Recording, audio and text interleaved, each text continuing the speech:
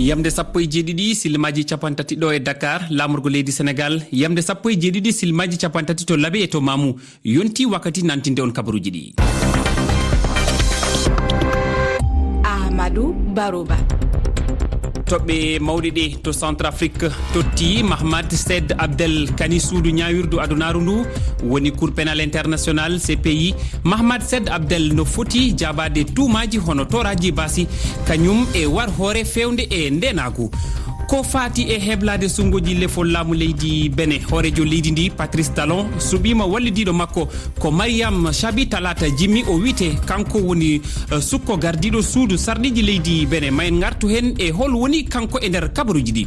ɓiɓɓe leydi Ghana na dutta teddugal horejo kiɗɗo leydi mabɓe ɓurɗo ɓoyde e laamu walla mbiyen lebbi tati caggal nde o maayi. Jerry Rawlins maayi ko ñande 11 e lewru goo ɓirdu hitande ujunaji ɗe nogas to Accra. Tedduɓe RFI tedduɓe heeɗiɓe RFI bisimilla mon e kabaruji ɗi.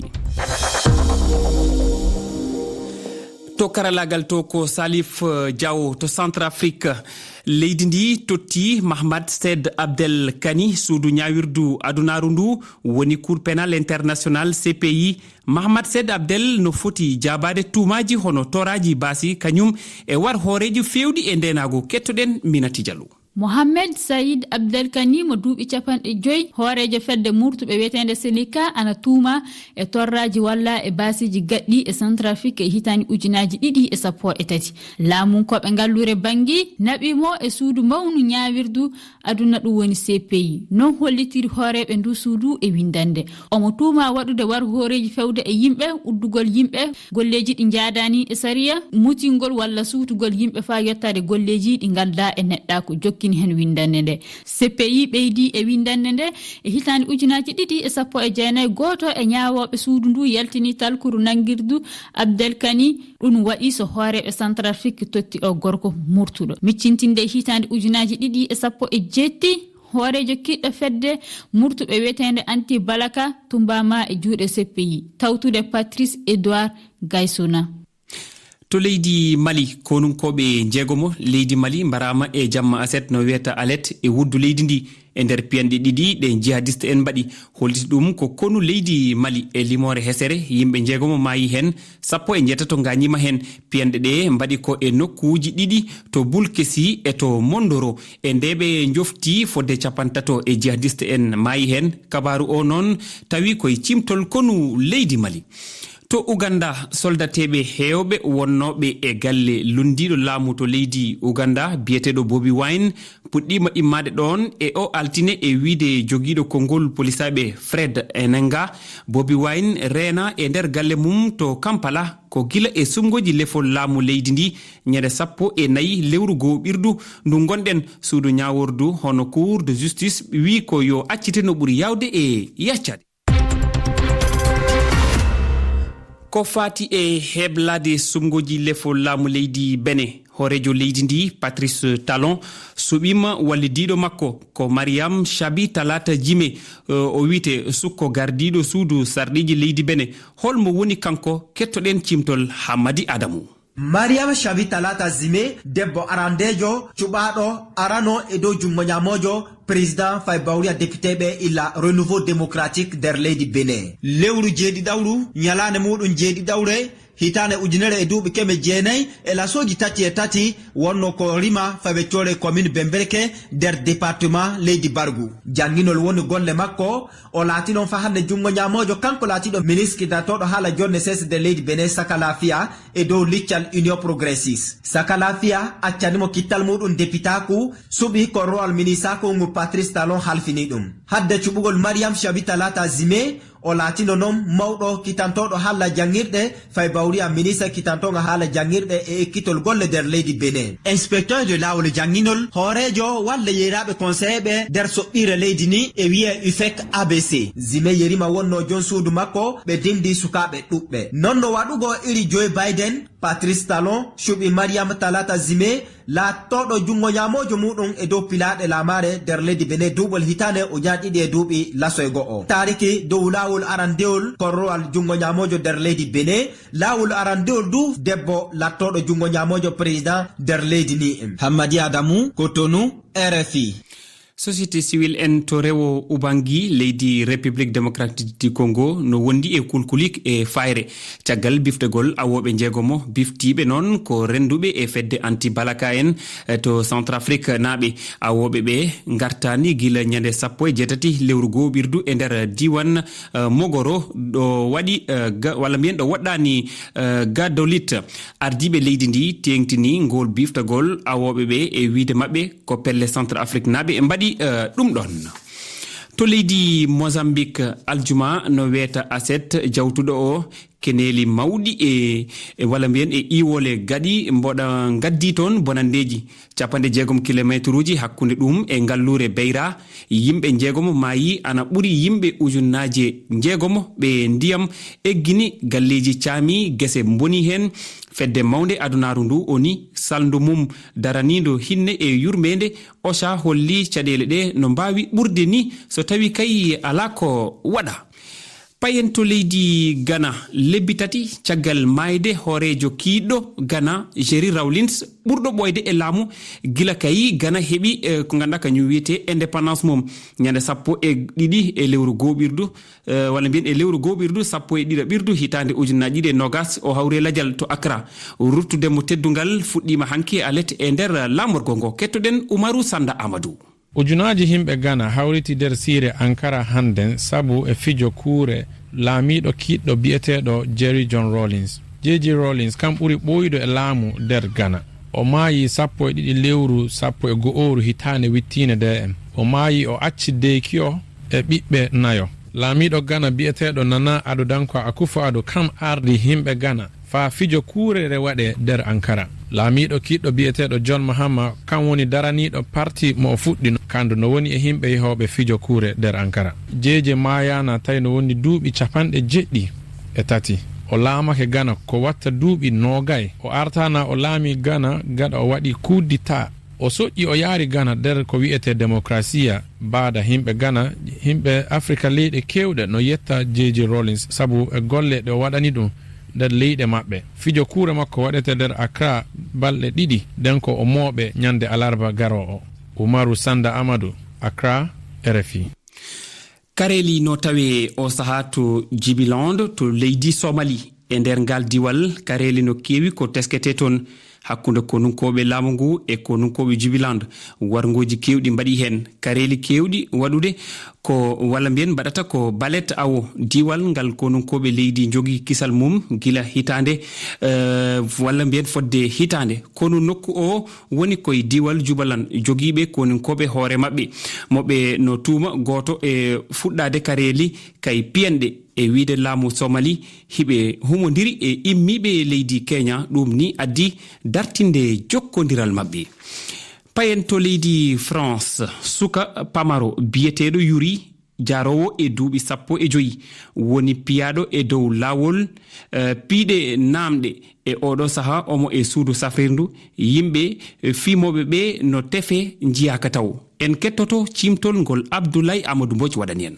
O wiyete ko Yuri suka gorko duuɓi 15 e o saha mo wonɗen o woni ko hôpital sukaɓe piyimo pette e goɓɓe sara duɗal collège Guillaume Apollinaire e nder Paris vidéo piggal ngal 26 haytalla yalti e réseaux sociaux ko hanki 22 lewru goɓuru ndu gonɗen ndu kono piggal ngal waɗi ko ñalde 15 lewru goɓuru ndu Yuri wonduno ko e sehilaɓe mum ha sukaɓe jeetato wiyama ko jeenayo ɓorniɓe comci ɓaleji koye buumaɗe niddiɓe Yuri yani sukaɓe ɓe jiimi e makko piyimo kayit sedan fagu safara o holliri ko Yuri ina heewi gañande e nder hoore mum hinerede koko heli sababu mo o fiira o andaka taw wat boniɓe ɓe ina jiile police ina woni ha joni ko e tewtere Paris Abdoulaye Amadou Mbodj RFI. Ardiɓe leyɗele wonirɗe Afrique banggue hirnangue potti e o alet e aset ɓennuɗo wonno mujiba pottugol ngol ko yewtude kala ko yowiti e holnon oɗo rafi korino coronavirus rentirte kono kadi e leydi Mali holnon foti jogorede oɗo saha ɗum noon ɓe koliti maɓe gartu e ko way noon so Allahu lamɗo jaaɓi tedduɓe gasi ha laaɓi ko aranno en kabaruji ɗi.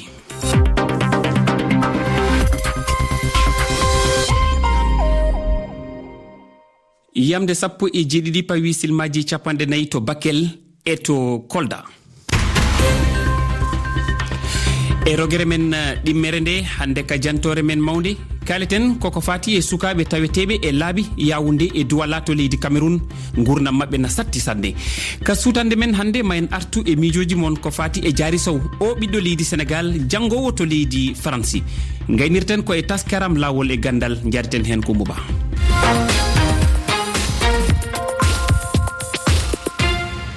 ɓiɓɓe hewɓe no tawe e laabi ɗi ganduɗa ko taweteɗi to Douala e to Yaoundé ko to leydi Cameroun eɓe tolno e 900 e nder bernewol Yaoundé e hitande ujunaji ɗiɗi e 17 e nder wuro Douala ɓe ɓuuri 11 ujunere e hitande ujunaji ɗiɗi e 19 fay hitande ujunaji ɗiɗi e 20 ɗum no woni koye ɓeydade saabu ɗum ko kareli gonɗi e nder leydi ndi kono kadi e leyɗele tariɗe leydi Cameroun gurdam mabɓe no satti e nder nde guure teeru kettoɗen Mariam Mumini. Heɓgo ɓingel ɗum ceyo ha kala leyol fuu amma ɗuɗɓe ɗo gujina ɓikkoye maɓɓe ɓaawo to mawni e noye ɓingel hebrangel dow ceyo wujinama ɗo ƴamol dow ko larani ɓikkoye ngurohoy dow laabi ɓe wala e ngona ɓe dillani 900 ha nder berniwol Yaoundé dow lissafi ha waɗaka ha hitande 2018 markoye ni diga duuɓi 6 ha yotta duuɓi 20 bana Hamidou marɗo duuɓi 17 tawaɗo ha lumo Mokolo. Wala kom ɗo huwa miɗo wanca valla himɓe tan heɓa 200 francs am so nden waɗi miɗo wanca dow lawol tefa ko nyame wala ko yare wala mi wala ha mi wala miɗo wanca dow lawol to jemmata yamma mi wala ha lumo tan min ka. Ɓikkon dow laabi ɗuuɗi nder galluje mawɗe nder Cameroun bana Yaoundé, Douala, Ngaoundéré, Bafoussam, Garwa, Bertoua. Ha berniyel Douala ɓe dillani 11 dow lissafi mobgal cuklantongal ɓikkoy wurtokoy Sarusi be ɓikkoy dow laabi. Xavier Wambo hoorejo mobgal ngal. C'est dans le cadre de ces activités associatives. Nder kuuɗe mobgal ngal mi huwanta on diga duuɓi 3 min ɗo kuwana ɓikkoy gancohoy dow laabi koye ngala e koye ngona ha nder non may min mbaɗi lissafi ko watta ɓikkon 11 ɗo ganca nder laabi Douala ɓurna fuu ɓikkoy gancohoy koye saaro en gudini koye ɓurna fuu koye ɗon ganca rooka ko koye ñaama ha dow laabi koye ɗon nder talakaku koye ɗo wembi koye dullana koye yaake bo koye wala elto koye wala jangirde koye wala dabare ñawdigu e noon masiboji fuu ɗo jippo dow makoye jonde makoye ha dow laabi ɗo latti ɗum hunde masibore masine. Nder ɓikkon kon yaroɓe foɗoɓe wujjoɓe ɓeɗo tawe nder luuɓe bana ha Mokolo ɓeɗo tawe ha babe jahale bana ha Gar Voyageur ɗuɗɓe maɓɓe ɗo jaare pursina ɓe wurta ɓe lora ɓe fuɗɗita nguyka ngam hakkiloji maɓɓe wonnama yimɓe ɗuɗɓe ɗo luncito wallugo ɓikkoy kon ngam hulugo ta ɓe torra ɗum. Xavier Wambo. nder hitande 2019 min taskitino fijirde tamre kosɗe hawtinde ɓikkoy gancokoye dow lawol haɗon may min heeɓi min waasi koye bote joɗugo nder iyaluji makoye e bote wondugo be jama'are min famtini koye masibo ganci dow laabi e bote jangirde be marugo elto wongo.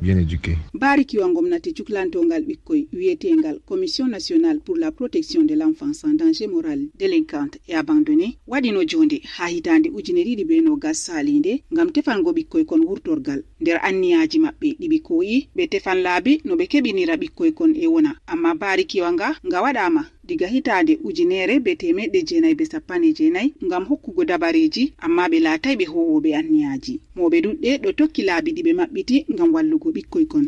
Xavier Wambo. L'année 2020 nder hitande 2020 oppere coronavirus waɗi sanji jaargal kuuɗe amin min ɗuɗɗinayɗe min heeɓi min ngaaji koye no koye jaha ha cuuɗi ɗi gomnati taski ngam jaɓɓugo koye ha ɗon ɓikkoye ko watta 23 min heeɓi min jaari koye ha nokkure wiyetende centre social ha Niwbel nder berniwol Douala koye jahi koye jooɗi ha ton ha nokkure nde gomna ɗo faaba koye hokka koye kokoye ñaama hokka koye kokoye ɓorna e jangna koye. Kaɓe ɗuɗɗe ne gomnati be moɓe feere feere ɗo haɓa ngam wurtingo ɓikkoye kon dow laabi he ay ustugo lissafi maɓɓe. Xavier Wambo ɗo limta sababuji ko jarata ɓikkoye kon dow laabi. Les causes sont nombreuses.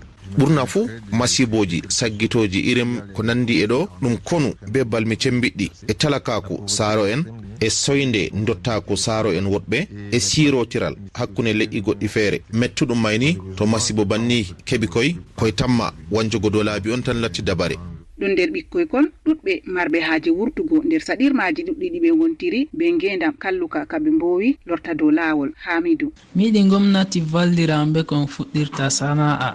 mi yiɗi wartugo filowo ni commerçant manga ha ngendama. Xavier Wambo: bana minin ardiniɓe association ji to min laari ha ɗereji gomnati barikiwa suklantonga wallugo ɓiɓɓe adama en tampuɓe wiyetenga ministére affaire social, min tawa ɓeɗo mari anniyaji ɗuɗɗi je wallugo ɓikkon gancokoye dow lawol, amma mettuɗum man ni kuwoɓe kuuɗe man kamɓe on kurata ɗum be deydey no hani, e noon cukle man ɗo ɗuɗani gomnati ngam ñaariɓe diga lesɗe goɗɗe feere nasti leddi men be ñaariɓe nder leddi wurti diga ci'e mum. kaɓe ɓe yaasi lesdi be nder lesdi Cameroun ɗo ɓedda lissafi ɓikkoy dow laabi ha nder lesdi. Be nyawugo coronavirus ha nder lesdi, jamu ɓikkoy kon ɗelmitinama e bo raɓotira ɗurgal ɗo hule dow majum. To ni gomnati lesdi hoosi anniyaji cembiɗɗi ɗi darango ɓikkoy kon, nafan bo lesdi Cameroun. Yaoundé, Mariama Mumini, RFI. Mariama Mumini a jarama, en calmini hettiyankoɓe men to Garoua 104.8 e to Maroua 101.6. hande ka yewtere men on tottama konngol on feññinno miijoji mon ko yowiti e alhaali mutugol ma wiyen majjugol Diary Sow suka jiwo jibinande leydi Sénégal caggal nde o diw walla mbiyen caggal nde o neldi kabaruji holliti wonde omo e jaam e kisal. Kettoɗen.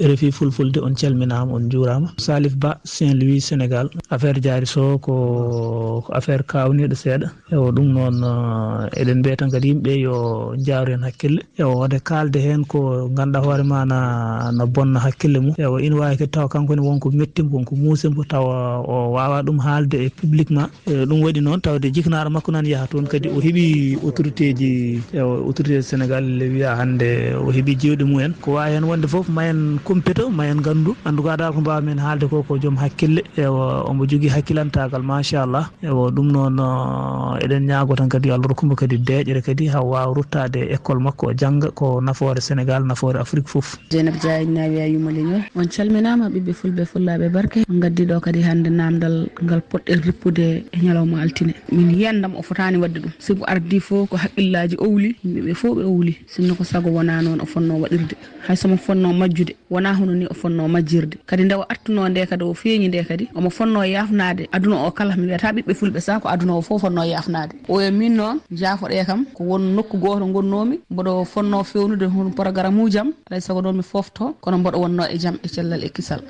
min ko Souleymane Diallo ko Allemagne mi woni on yewtude ɗo mi salmini on RFI fulfulde e o fi jiwo ineteɗo Diary Sow iwde Sénégal wonɗo janggude France ɓay o waɗi hito e mawɓe makko ɓe go majja e min e haqqillo e an ko heeɓi makko koko heɓata boyi surtout iruɓe leyɗe Afrique ari e l'école ji jani kay l'école ɓe kelɗuɓe wano lycée Louis le Grand ko l'école ɓe kelɗuɓe tun janggata ɗon folotiro molanago folotiro ngo no tiiɗi ko folotiro molanago ko wonno Sénégal haramo ɓuuri fof o ɓurayno fof o wara noon o tawa ɗo no woodi wakkiliɓe ɓuuruma mo haramo dowa wakkilade ɓuuri ko wakkilino ko o tawa vraiment dongal ngal no teddi seeɗa kono e ɓay o heeɓi nedi moƴƴiri ka ara noon ha o heeɓi duuɓi nogay e hina hay fus no gasa o hetto e lawol o jokka ko moƴƴi o waɗoya ko welatamo hay sina janngugol ngol. mutugol Diary Sow yaadani ko fate affaire mutugol Diary Sow kala ko wawno hebde mo hade makko wadde ko yiɗi o fonno ko haalde ha waɗe walla ha wasa waɗe ko humpite yimɓe tan omo selli omo reeni basi fo o alda ma o ar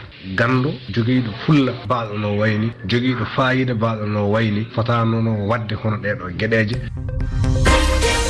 on tottama konngol heɗiyankoɓe RFI fulfulde e o talata 26 lewrugo aɓuru en yewte ko yowiti e rewɓe konunkeɓe e caɗele ɗe ɓe heɓata e golle ɗen ɗum kono rewɓe policiɓe rewɓe douanier ɓe sooriɓe e ko nandi e ɗum ɗon holko yiiruɗon golle maɓɓe okke miijo mon en nde toɓɓere ka kowal 221 50 6 49 1 2 Ahmadou Barouba. en ciftanat bandiraɓe ko ɓurno tengtude kabaruji ɗi. leydi Centrafrique totti Mahamad Sed Abdel Kani suudu mawndu suudu ñawirdu adunaru ndun woni cour pénal international. Mariama Chabi talata jime ko kanko woni ballodirɗo walla mbiyen gardiɗo leydi Benin hono Patrice Talon. joni ko taskara men lawol gandal e needi jaadeten hen ko bani men debbo Oumou Ba.